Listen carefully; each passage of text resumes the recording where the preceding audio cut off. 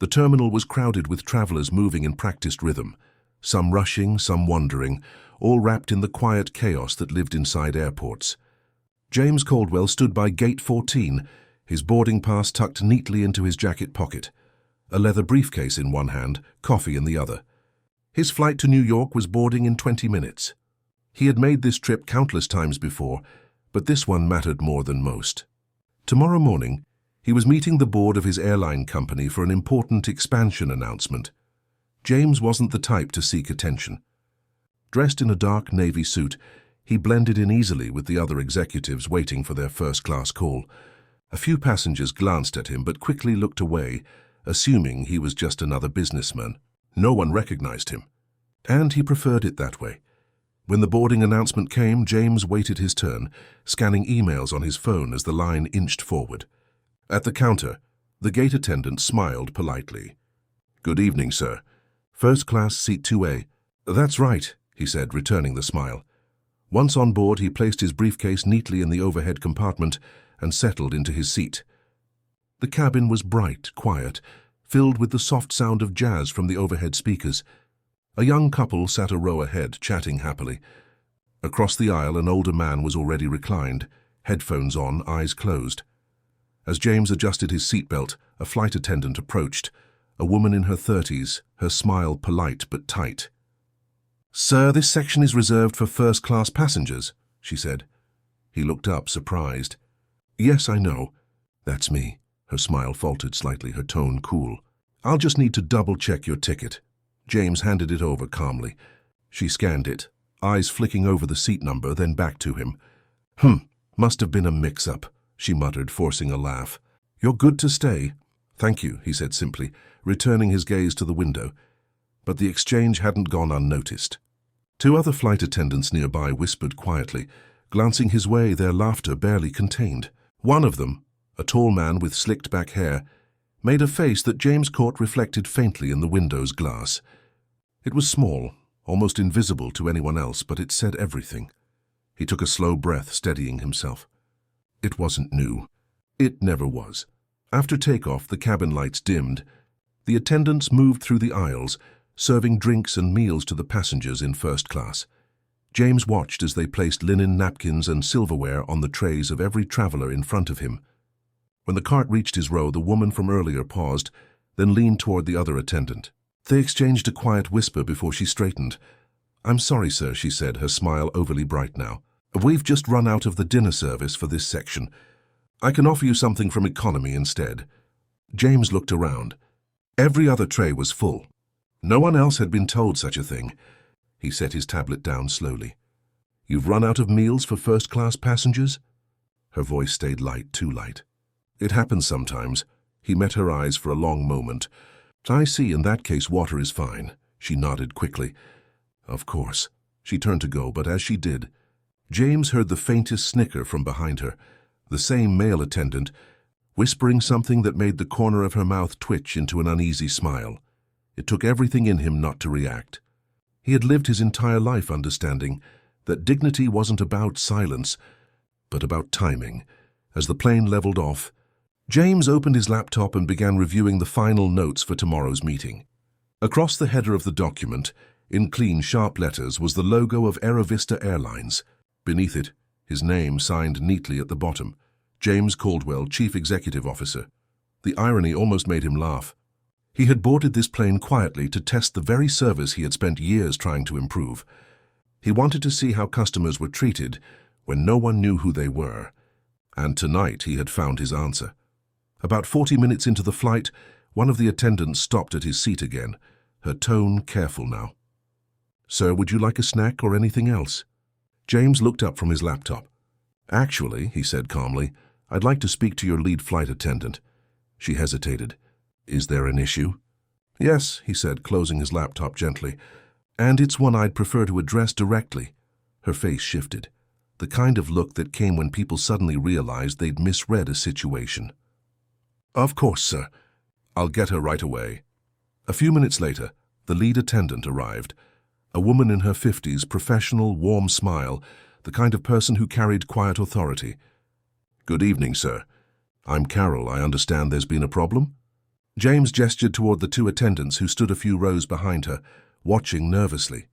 A misunderstanding, perhaps, but it's one that needs attention. Carol glanced between them, then back to him. "I'm listening." James reached into his jacket and pulled out a slim leather folder. He opened it slowly, revealing his company ID, silver letters engraved beneath the airline logo. "I believe I can skip the formalities," he said evenly. "I'm James Caldwell." The lead attendant blinked, confused. "I'm sorry." "The CEO," he clarified. The air in the cabin shifted instantly. The two younger attendants went rigid, the color draining from their faces. Passengers nearby turned, sensing something had changed. James's tone stayed calm, his expression unreadable. "I boarded this flight under my own name. Your team had every resource to treat every passenger with professionalism. Instead, I've been insulted, dismissed, and lied to. That tells me something about how we're failing, not as an airline, but as people." Carol's mouth opened, but no words came. The younger man stammered, "Sir, I didn't—" "Please don't insult me further," James said quietly. "I don't raise my voice, but I do remember faces." He leaned back in his seat, the calm never leaving his eyes. "When we land, I'll be meeting with HR and operations. You can tell them anything you want, but I'll make sure the facts are clear." The silence in the cabin was complete now. The attendants exchanged terrified looks, the reality settling in. Carol, to her credit, stood tall. "Mr. Caldwell," she said softly, "I'm deeply sorry for what happened. I'll file a full report before we touch down." "Good," he said. "Do that." Then he opened his laptop again as if nothing had happened. The rest of the flight unfolded in absolute quiet. The cabin stayed unusually still after that. The soft hum of the engines was the only sound between the muted shuffle of attendants moving carefully up and down the aisle. Every smile they gave was forced now, their hands trembling just slightly when offering drinks to other passengers. The tension hung like static in the air. No one said a word to James for the rest of the flight. He didn't look angry, only focused. His laptop glowed faintly on the tray before him as he worked through performance reviews for regional management. Ironically, the same section that oversaw crew conduct. The company had built a reputation on professionalism and customer care, and yet here he was, watching that promise crumble from the inside. An hour later, the seatbelt sign came on as the plane began its descent into New York.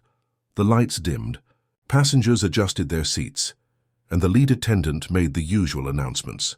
Her voice was calm but strained, carrying that practiced cheer that couldn't quite hide tension.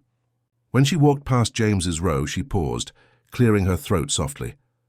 "Mr. Caldwell," she said under her breath, "we'll arrange for a private exit upon landing." "I think it's best." James looked up. "That won't be necessary," he said gently. "I'll leave like everyone else," she hesitated. "Sir, with all due respect, the others are frightened. I think they understand what's coming." "They should," he said quietly. "But I don't intend to embarrass them. The lesson's already been delivered."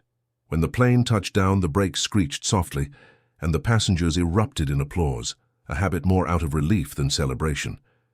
As the aircraft taxied to the gate, James shut his laptop, placed it carefully in his briefcase, and straightened his tie. The flight attendants avoided his eyes. Only Carol, the lead, offered a small nod before unfastening her belt and standing by the galley. When the doors opened, passengers began to disembark. Some glanced at James as they passed, recognizing the quiet authority in his posture, but not fully understanding who he was. He waited until the aisle cleared before standing. As he stepped toward the front, Carol spoke again, her voice low. "Mr. Caldwell, I'll ensure a report is filed immediately. This was unacceptable." "Thank you," he said evenly, "but the report isn't for me. It's for the people who think kindness is optional." She nodded. Understanding. When James entered the terminal, two men in suits were waiting near the gate, his executive assistant, Martin, and the head of HR operations, Jordan. Both had been notified during the flight. They greeted him quietly, expressions tense. "Rough trip?" Martin asked carefully. James exhaled. "Enlightening." "Did you pull the crew manifest?" Jordan nodded, handing him a printed sheet. "All names, flight times, records?" "We're ready to act." "Good," James said. "We'll handle this properly. No headlines, no spectacle. But I want them removed by morning." They began walking toward the private exit, away from the noise of the terminal. "You really want to terminate the whole crew?" Jordan asked. "Even the lead attendant?" James paused, considering. No, not her. She carried herself with dignity, even under pressure. "The others made their choices." Jordan nodded. "Understood." They stepped into the black sedan waiting outside. As the driver pulled away from the curb, the city lights blurred past the window, skyscrapers glowing against the evening sky. James leaned back, his voice calm but heavy. "I built this company to represent something better than what I just saw. We can't train empathy, but we can choose people who have it." Martin glanced at him. "Do you want me to prepare a public statement in case it leaks?" "No," James said firmly. "We don't make noise over doing what's right. We move quietly and precisely." He turned to look out the window. "But I'll make one internal memo clear to every employee tomorrow. Status doesn't excuse ignorance. If you can't treat a passenger with respect, you don't deserve to wear our uniform."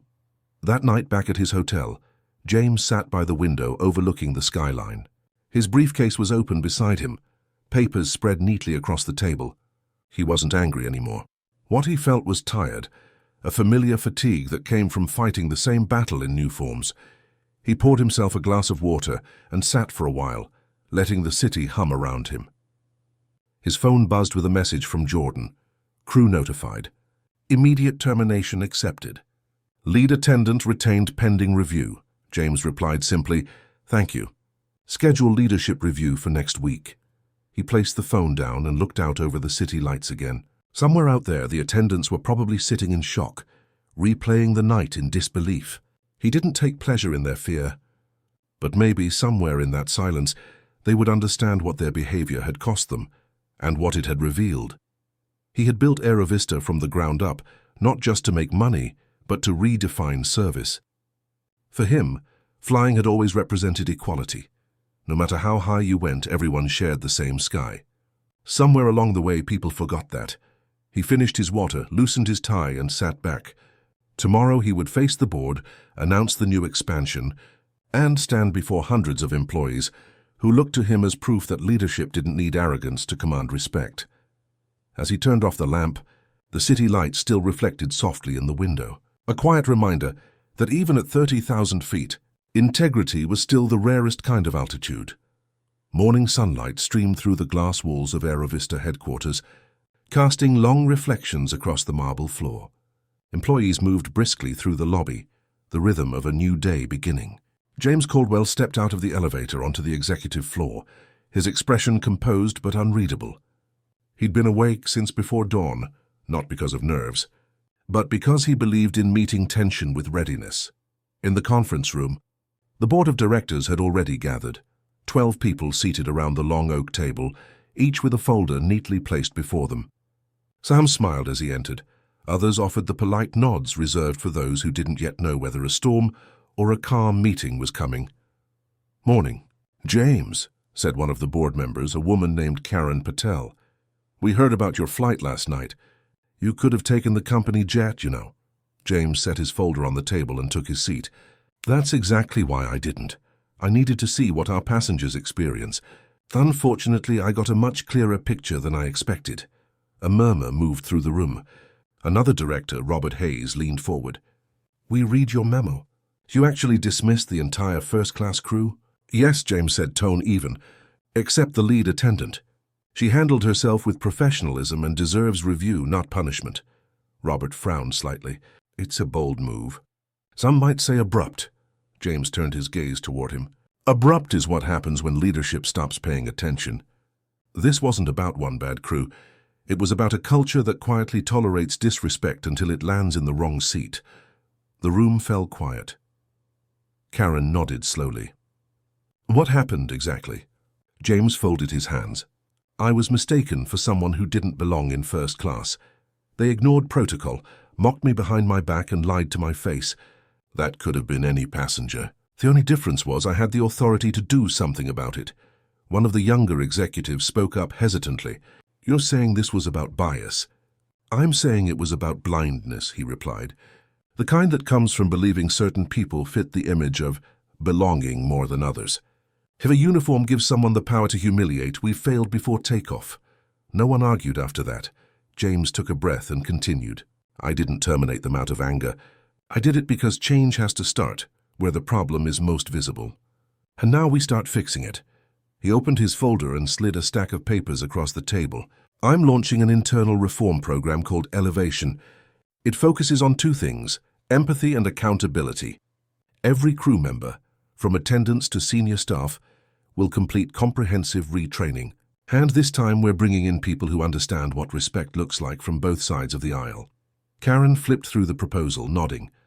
Training modules, evaluation cycles, onboard monitoring. This is solid. Robert's skepticism softened. And the PR side? James met his eyes calmly. We don't spin this. We don't hide it. If the story leaks, we own it. The public doesn't need perfection, they need honesty. The rest of the meeting shifted to logistics and implementation. By the time it ended, the tension had turned to focus. The board approved the reform unanimously. When everyone stood to leave, Karen lingered. James, she said softly, can I ask something personal? How do you stay so calm when things like this happen? He paused, considering. Because anger gives them control, he said. Grace reminds them who you are. She smiled faintly. You ever get tired of being the example? Every day, he said quietly. But someone has to be. After she left, James remained in the room alone, the city skyline stretching wide beyond the glass. He thought back to the flight, the quiet laughter behind him, the way the young attendant's face drained of color when he realized the truth. It wasn't satisfaction he remembered. It was clarity. His assistant, Martin, stepped in. Sir, the HR review is complete. The lead attendant, Carol Whitman, was professional throughout. The report recommends retention and promotion. James nodded. Good. Promote her to training supervisor. If anyone should be teaching respect, it's her. Martin smiled slightly. Done. And the others? They've accepted termination, he said. No contest. I think the message landed. James leaned back, the smallest flicker of weariness in his eyes. Good. Let's make sure we don't have to teach it again this way. That afternoon, he recorded a message for the company's 20,000 employees, a short, sincere address sent through the internal network. He didn't mention the flight, the crew, or himself. Only this: we are all passengers on someone else's journey. The seat may change, the title may differ, but the responsibility is the same: to treat every person we meet like they belong. Let Aerovista be the airline that remembers that truth. Within hours, messages flooded back from pilots, attendants and staff, thanking him for saying what they'd needed to hear. Many had seen moments like his firsthand. Few had ever seen leadership act on them. That evening, when James finally left his office, the building was quiet. He stopped by the employee lounge, where the cleaning crew was finishing up. They looked surprised to see him, but he smiled and thanked them personally for their work. One of them, a middle-aged man named Luis, said softly, "Sir, you don't have to do that." "Yes, I do," James replied. "We all work for the same sky." Luis smiled, unsure how to respond, but his eyes lit up in a way that said everything. As James stepped outside, the city's nightlights stretched endlessly above. The day had been heavy, but the weight felt right, a reminder that leadership wasn't about flying above people. It was about walking among them, even when the air got thin. The next week began quietly, though inside Aerovista's headquarters, the ripple of what happened was still moving through every department. Crew members spoke about it in hushed tones in break rooms, some shocked, others quietly proud that the man at the top had finally acted on what so many had seen but never said aloud. No press statement was released, no leaks made their way online. Yet the story spread internally, carried by word of mouth until it became something bigger than the incident itself, a reminder that integrity had finally found its voice.